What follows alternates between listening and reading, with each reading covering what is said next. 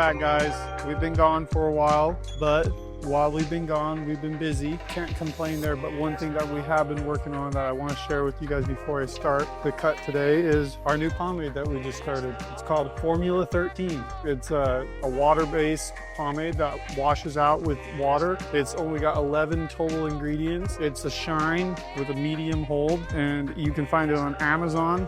You can find it on our website at formula13.co. And yeah, I just wanted to share that with you guys because we're pretty excited about it. We put a lot of work and we put a lot of love into this. It's actually been created right here in the shop. Like, we made the scent, we put the fill together, we brought in a ton of papers, and we had clients give us their feedback, and that is how we built this. So we're really proud of it. So yeah, that's one of the things that's kept us super busy over the last several months. But we've seen your guys' comments and we've seen your requests in the comments below, and one of the requests that I want to fulfill was a taper video. And what I'm going to do today is a taper on the Nape in Sideburns of my good friend Adam here. He's actually my neighbor. So that's what I'm going to do today. It's a little different, a little shorter than my typical format. But yeah, go ahead and sit back and dive in and check it out. And I'm glad to see you guys back, and let's do this.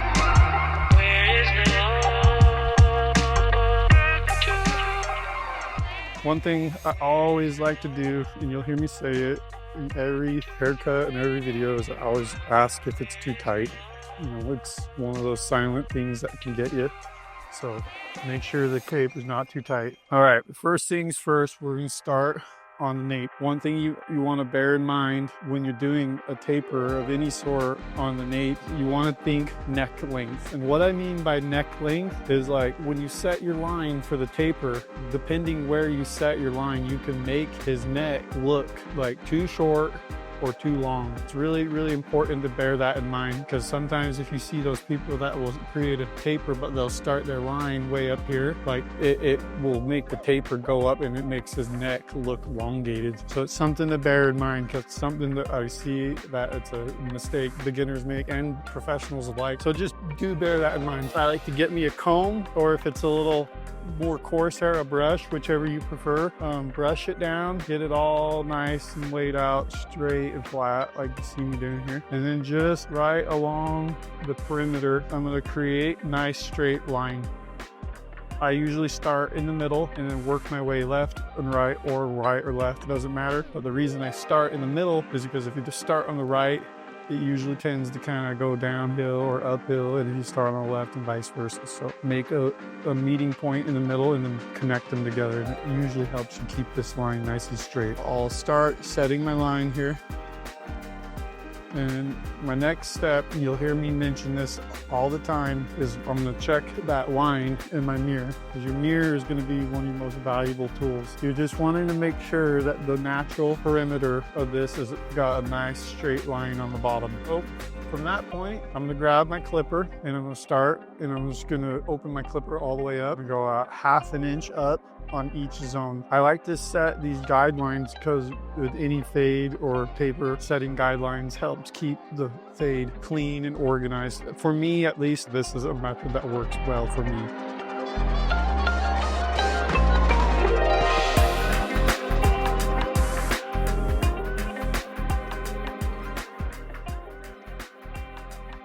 Once I go halfway up,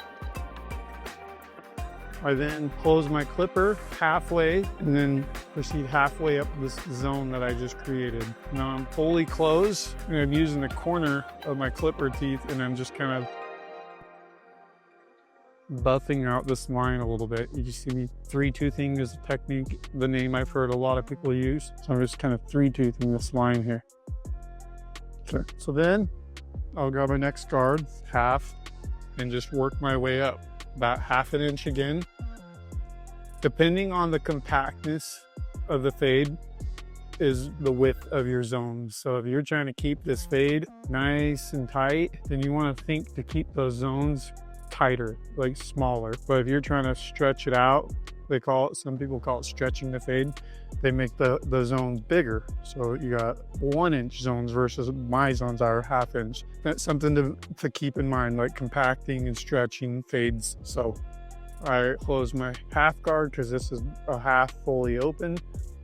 And now I close my half guard halfway and just halfway up that zone that I've just created while I'm 3-toothing and just blending. You can see me doing here, just 3-toothing and blending halfway up. And then I'm gonna close the clipper all the way. And then I'm just gonna blend and 3-tooth the bottom of the zone that I created with the half guard. Okay. And then again, I'll take my 1 and then go a 1/2 inch above the half guard zone that I created. And fully open, starting and go up 1/2 inch.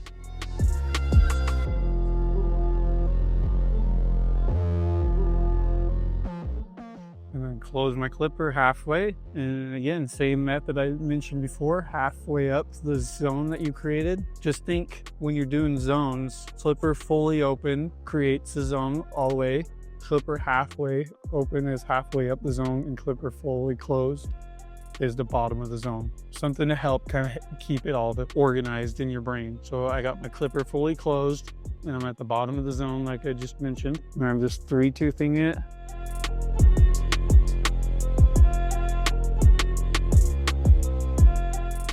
Again, you'll see me constantly checking and using the mirror at every phase of this cut. Your mirror is going to show you blemishes and discrepancies in the cut that you just can't see from where you're standing. So be sure to utilize that mirror. I see some dark spots. I'm gonna hurry up and tend to with the 1 guard, and then I'm gonna grab my next guard, and then I'm gonna work my way up 1 more zone.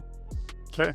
All right, now I got my 1.5 guards, about 1/2 inch up again.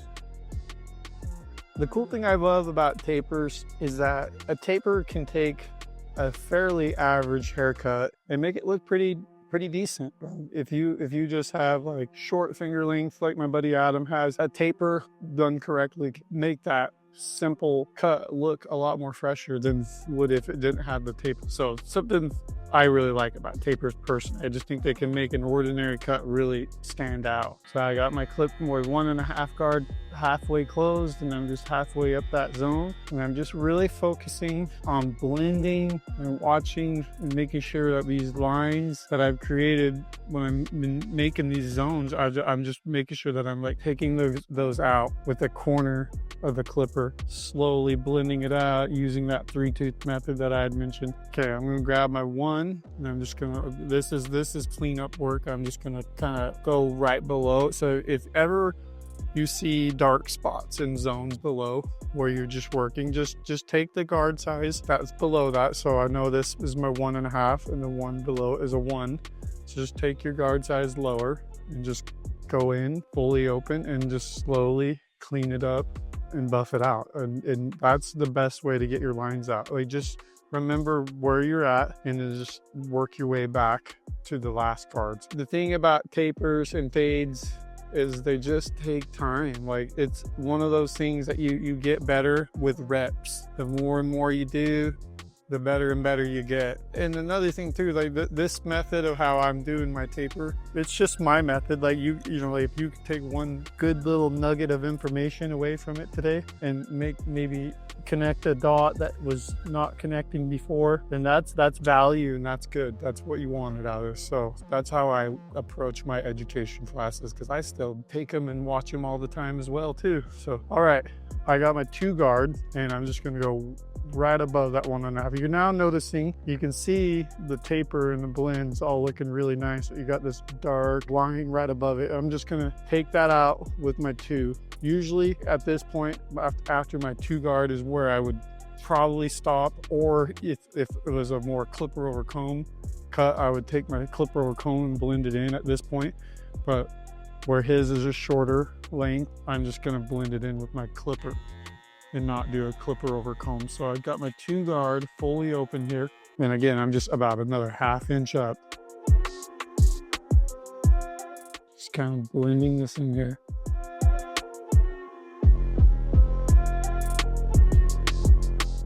I got my clipper halfway closed here, going halfway up the zone that I just created with the 2 guard.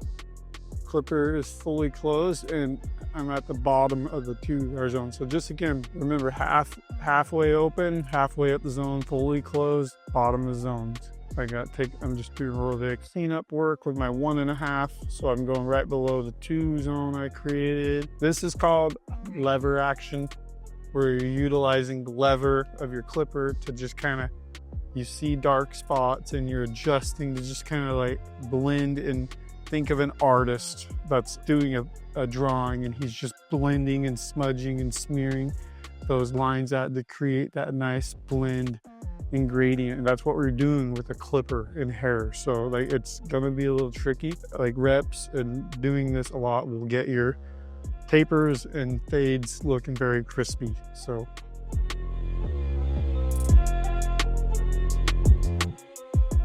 okay, now I'm gonna take my clipper comb and I'm just gonna blend this in. In this video particularly, all I'm really wanting to focus on is the nape taper and the temple tapers. Just for the intensive purpose of blending this in, I'm going to use my clipper comb to show you guys how I do that. So starting right here in bulk, because there's still a bulk right above that, and you're just going to come in. Don't be afraid to fold the ear down, just be gentle.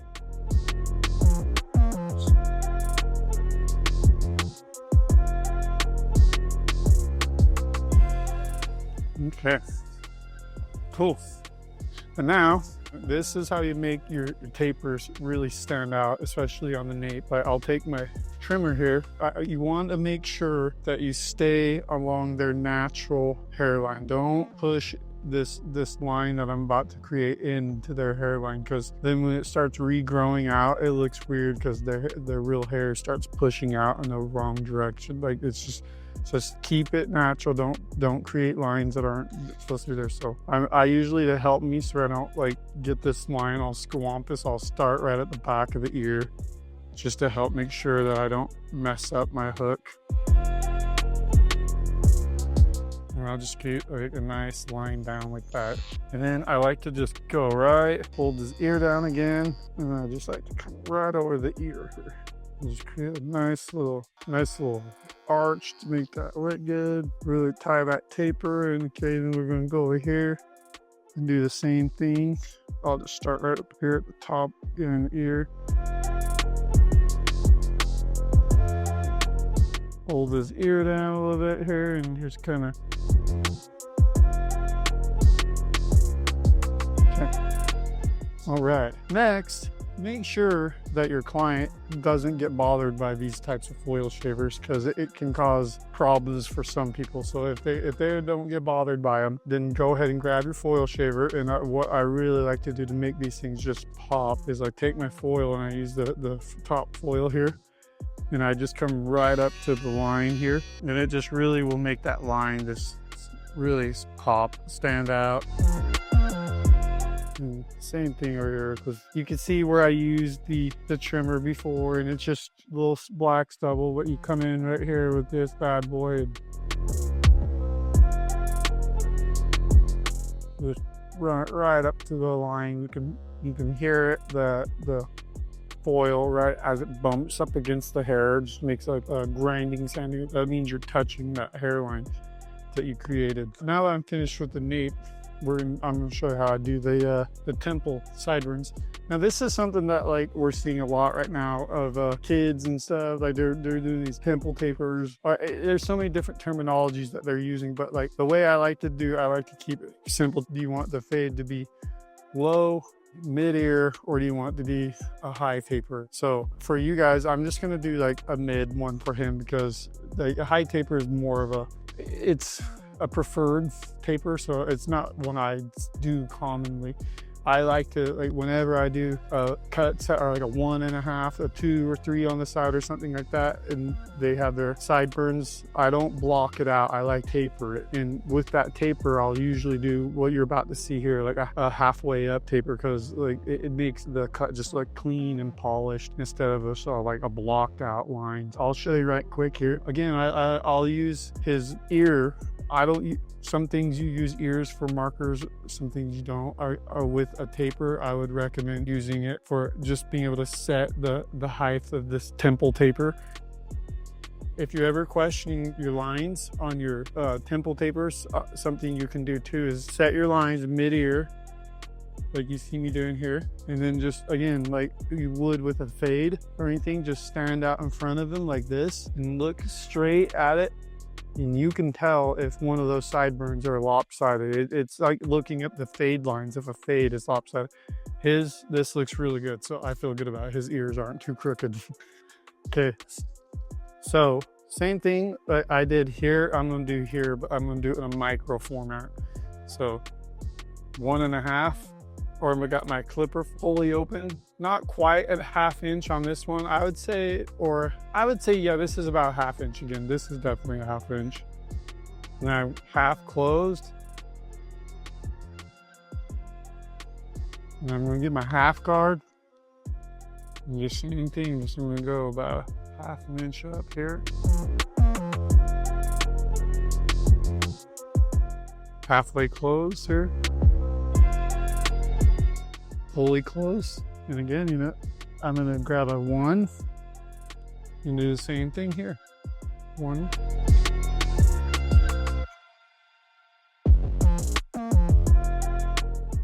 Halfway closed. Fully closed.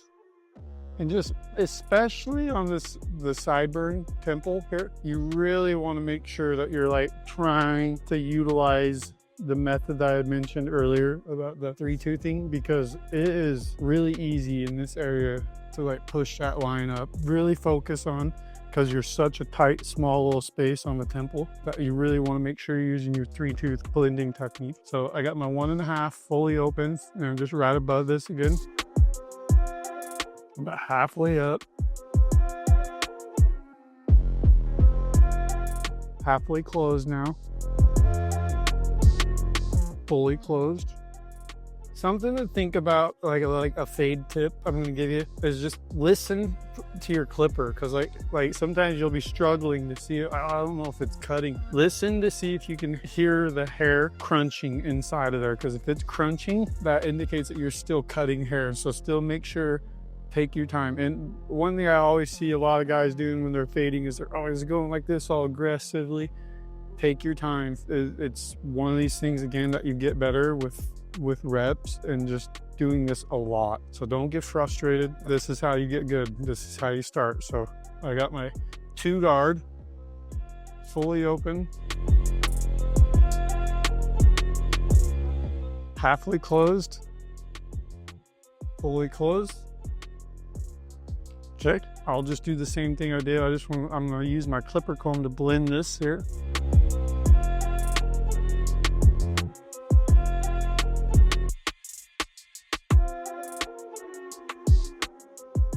Check.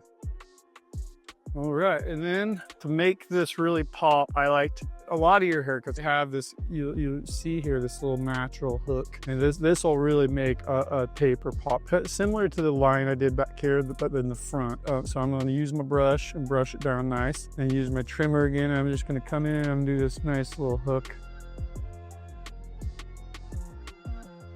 Adds a nice little touch to it. Do exactly what I did on the left side here, over here on the right side. So clipper, no guard, fully open, 1/2 inch up. Okay, my half guard, 1/2 inch. Halfway closed, fully closed. Okay, now I got my 1 guard here. Getting about halfway up. Halfway closed here. Fully closed. And just blending a little bit with my 3-tooth here. Okay, and then my 1.5 here. Again, another 1/2 inch zone.